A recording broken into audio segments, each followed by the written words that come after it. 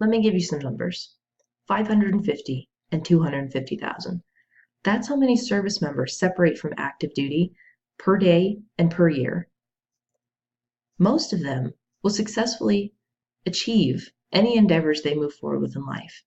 But for those that need just a little more help, ConnectAvet can be a resource for education, employment, life skills, and finances to help them achieve what they want in life. If we move forward with this, the mission of this organization would be to serve those who have served through their transition to civilian life by enabling them to successfully complete their life goals, whether it's in employment, education, finances, or life skills.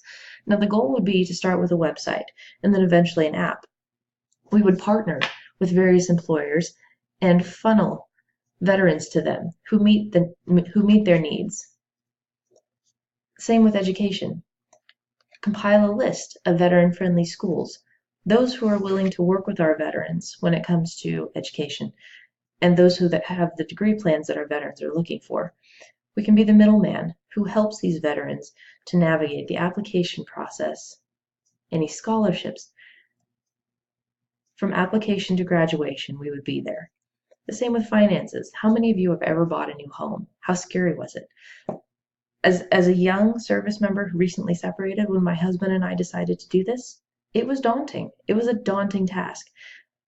And if we had known that we were working with a veteran-friendly institution and that we had somebody in our corner helping us to succeed, it would have made all the difference.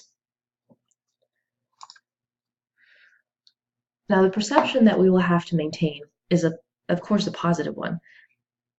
Getting out of the service can be scary sometimes, especially if that's all you've known for the last 20 years. It's an entirely different culture.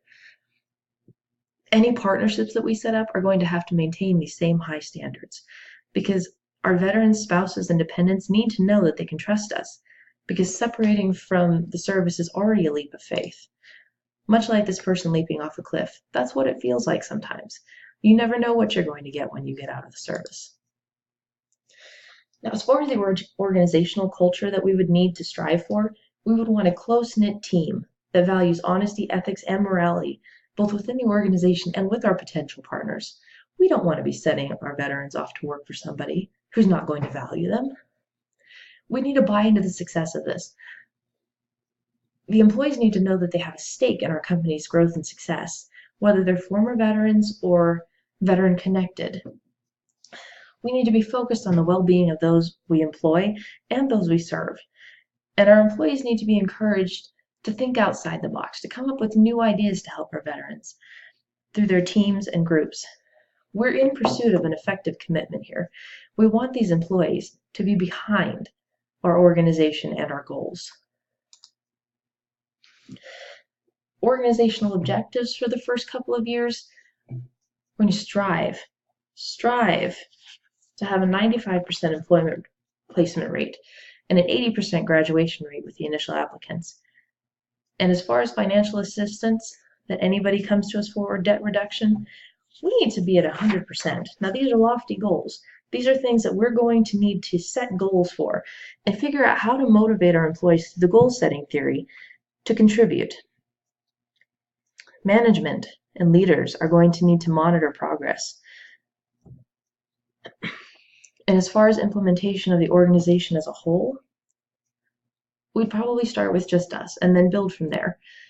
We'd need to begin our market research and figure out veteran-friendly employers and educational institutions, find out who we can partner with, implement our organizational structure and develop these partnerships, and then begin advertisement and developing a reputation as a solid business.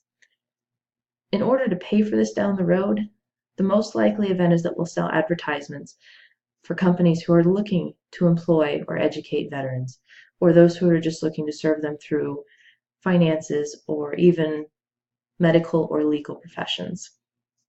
But that's a ways down the road. As far as hiring and training practices when we get to this point, we need to be thorough. These people are going to be helping veterans, some of whom may need special assistance. We will always hire the best candidate for the job, even though preference will be given to qualified veterans and military-connected applicants.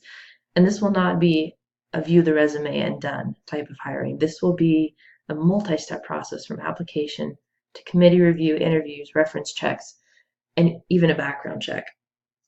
Once they're hired, that's not the end of the education. Training is going to be conducted before they even have access to their first customer.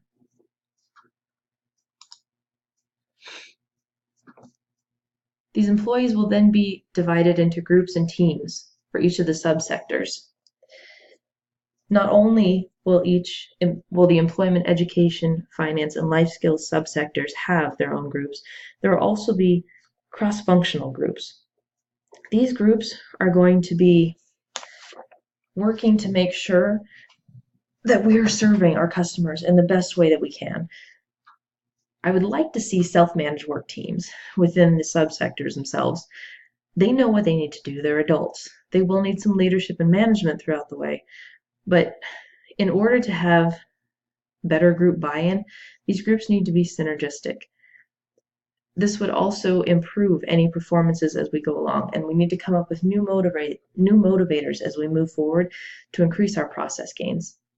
Again, as I mentioned, cross-functional teams across each of the subsectors of education, employment, and finance, they're going to help our veterans get the most for their investment.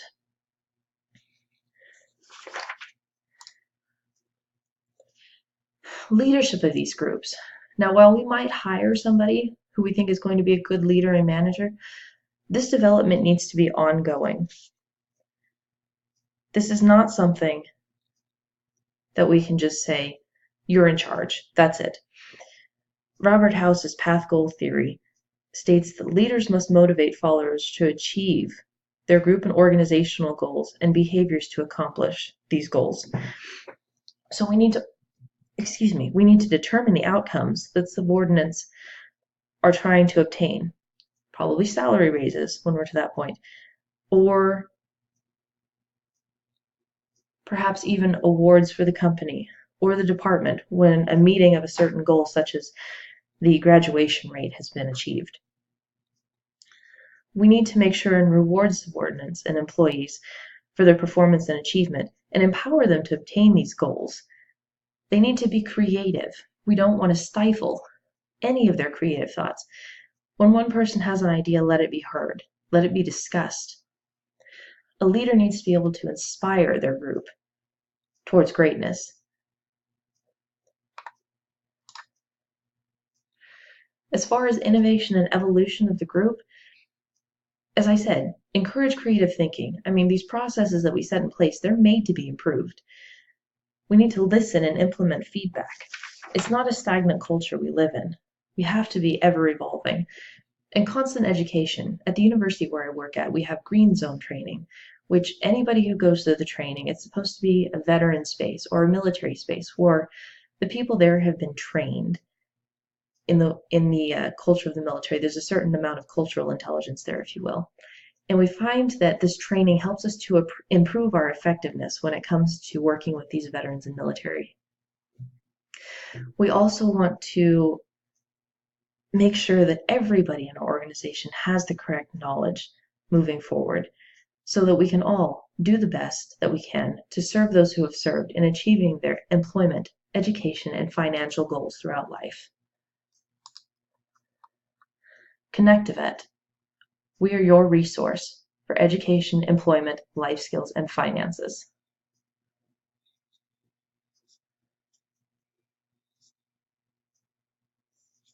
The water's sweet, but blood is thicker.